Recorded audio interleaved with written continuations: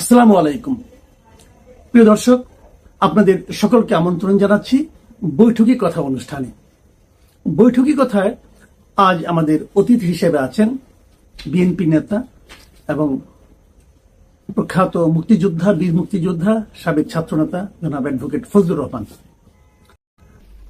একটা জিনিস আমরা দেখেছি এর মাঝখানে যে এই সামনে নির্বাচনকে কেন্দ্র করে এক ধরনের পোলারাইজেশন বা মেরুকরণ দেখা যাচ্ছে। জামাতে ইসলামের নেতৃত্বে সমস্ত ইসলামপন্থীদের ভোট একটা বাক্সে পড়ুক, এই ধরনের কথা যেমন বলা হচ্ছে, তেমনি আবার ছাত্রদের মধ্যে একটা ধরনের দেখা যাচ্ছে যে বৈষম্যবিরোধী ছাত্র আন্দোলন যারা করছে তারা পার্টি করবে এবং তারাও এদের সঙ্গে যুক্ত হবে বলে কেউ কেউ বলছে, অথবা এই ধরনের একটা মেরুকরণ দেখতে পাচ্ছি আমি। তো আপনিও কি এই ধরনের কোন মেরুকরণ দেখছেন? যে এবং এটাও অনেকে বলছে আবার যে মানে আপনার এই যে ইসলামী আন্দোলন যেটা আছে বৈশালী চরমনায়ের পীর, তারা একসময় জামাতের সঙ্গে বড় বিভেদ ছিল, কিন্তু সেই বিভেদটা যেন কমে আসছে। এটার মধ্যে আপনি কি ইঙ্গিত দিচ্ছেন? এটার মধ্যে ইঙ্গিত পাইতেছে তারা একসাথে মিলে একটা ইলেকশন করতে পারে কিনা তারা চেষ্টা করতেছে। জামাতে ইসলাম, ইসলামী আন্দোলন বা হেফাজতে ইসলাম বা ইসলামী যে দল মজলিস, যদি পারে মজলিস বোধহয় যাবে না, কেউ কেউ থাকবে, তারা একসাথে করতেছে। তারা সবাই মিললেও ওই যে মাজার যে সুফিবাদ যারা মানে আহলে সুন্নাতুল জামাত, এদের কাছাকাছিও না। সবাই মিল্লা, আমি কথাটা বললাম আপনাদেরকে, এটা জানি দেখেন বাংলাদেশে সুফিবাদী ইসলাম যারা পালন করে তাদের সংখ্যা করো, তারা জীবনে কোনোদিন এদের সাথে যাবে না। আর তারা যদি সব একত্র হয়েও, আমি তাদেরকে সেলিউট করি।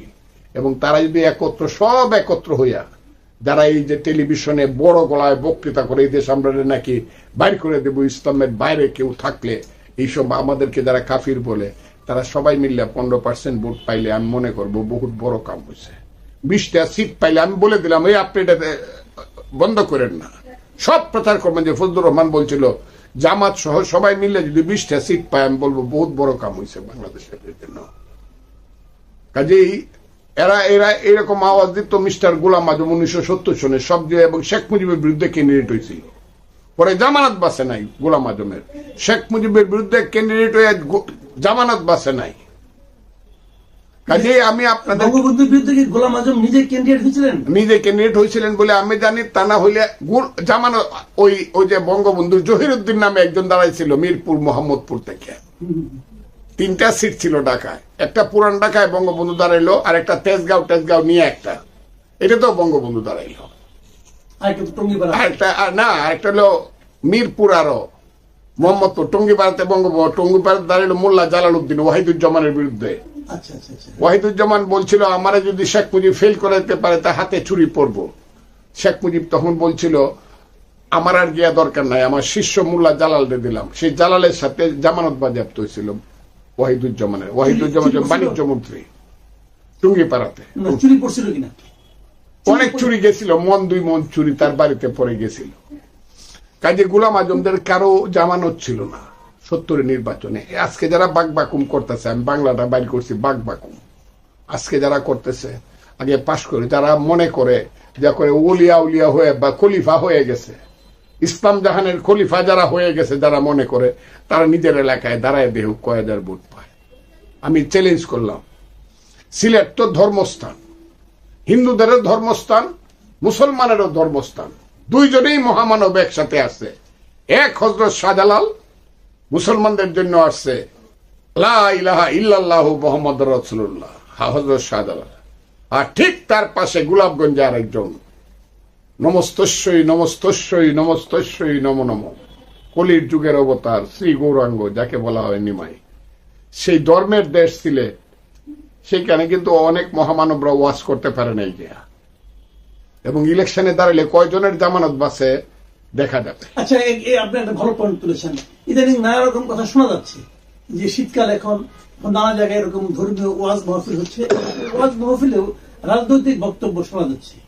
তো এই ব্যাপারে আপনার কোন মূল্যায়ন আছে কিনা, কোন অবজারভেশন আছে কিনা? এই ব্যাপারে আমি কথা কইলে আমার 14 পুরুষ উদ্ধার করছে। আমার নামের বাজে মন্তব্য, নামটাকে বিকৃত করা হয়েছে। একজন মৌলানা ওয়াজ করিয়া, উনি একজন মুফতি মানিল শিক্ষিত মানুষ,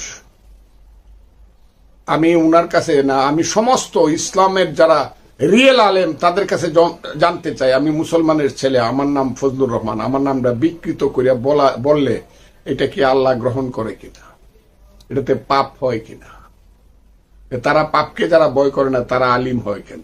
এক।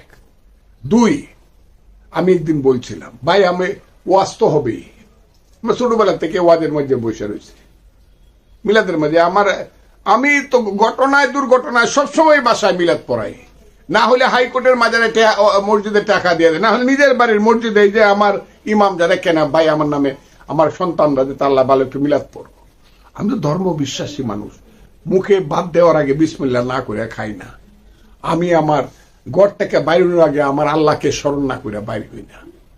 সেই আমি বলছিলাম যে আপনারা যে এই যে সন্ধ্যা থেকে ধরে রাত্র ভোর 4টা পর্যন্ত মাইক মাইরা এত ওয়াজ করেন, ওয়াজ করতে আমি বাধা দিই না, কিন্তু সব রাজনৈতিক ওয়াজ করার জন্য ওখানে তো বুড়া মানুষ থাকতে পারে, মৃত্যুপ্রায় মানুষ থাকতে পারে, ছাত্রদের স্কুল কলেজ বিশ্ববিদ্যালয়ের পরীক্ষা থাকতে পারে।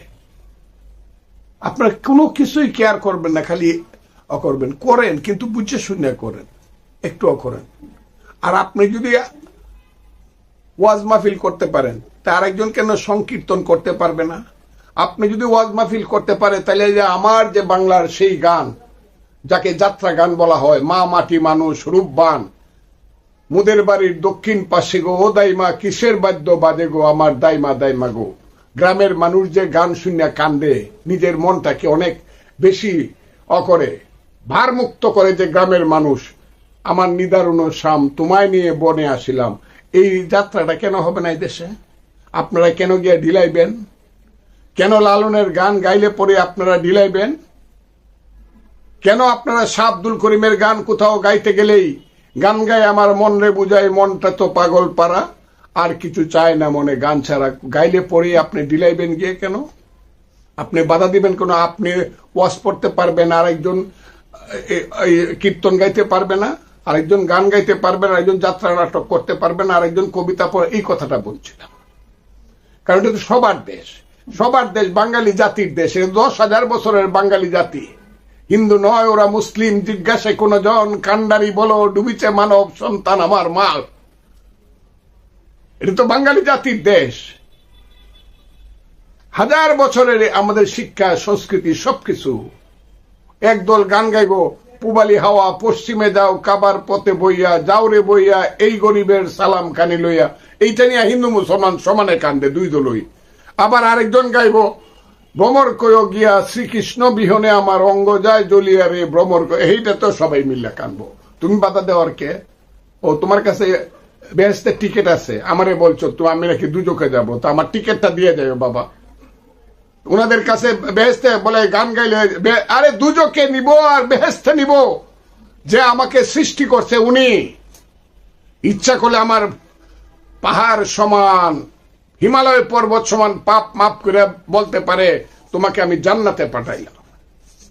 আর আপনি মৌলানা সাহেব, মা চিনবে না বাপে চিনবে না হাসরের ময়দানে। যদি আপনি ইসলাম বিশ্বাস করেন, আপনি যাইবেন কিনা আগে হিসাবটা করে লইয়েন। আমার হিসাব আপনার করার লাগবে না, আমার হিসাব আমি আল্লাহর কাছে দিব না।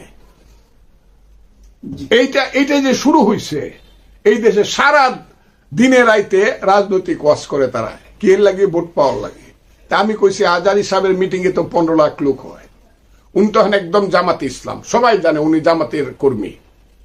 আমি চাই আজার ওনার বাড়ি নাকি যাত্রাবাড়ি, এই যে এখানে যাত্রাবাড়িতে ওনার মিজানুর রহমান আজহারি, ওনাকে আমি সালাম দিলাম। দেখতে চেহারাটা এত সুন্দর, সুফি সাদি চেহারা ওনার, লাখ লাখ মানুষ ওনার বক্তৃতা শুনে, একদিনে 15 লাখ।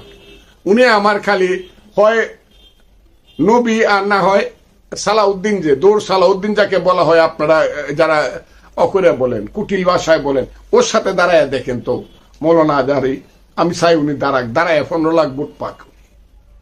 আমি চাই ওই যে আমার ভাই একজন জেলখানায় থাকতে ওনার ব্যাপারে আমি কত করছি, এখন বাইরে দেখলাম যে উনি, ওনার নাম হইল, ওনার বাপ কিন্তু খুব ভালো মানুষ ছিলেন, উনিও ভালো মানুষ, ওনার নাম হইল মামুনুল হক, মৌলানা মামুনুল হক। মৌলানা মামুনুল বা মুফতি আজিজুল হকের ছেলে, বিখ্যাত ব্যক্তি। ইয়েস, ওনাদের সম্মান আছে, সবকিছু আছে, কিন্তু মামুনুল হক দেখা যাইতেছে যে উনার মতো করে উনি এই দেশে যে বক্তৃতা করতেছে অনেক কলজা কাঁপে উঠে। আমি চাই উনি একটা সিট থেকে দাঁড়ায় দেখো, উনি দাঁড়ায় 10 লাখ ভোট পাইয়া পাশ করে উনি বাংলাদেশের প্রধানমন্ত্রী হয়ে যাক যদি মানুষ ভোট দেয়।